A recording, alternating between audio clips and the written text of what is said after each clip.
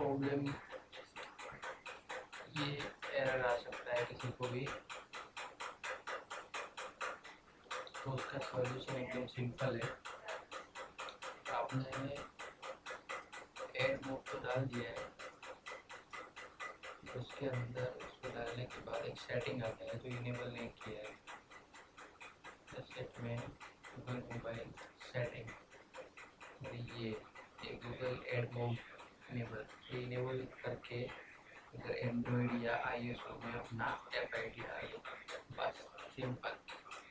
बाद में उसको जाके बिल्ड करोगे, कोई भी एरर नहीं आने वाला है। ठीक है।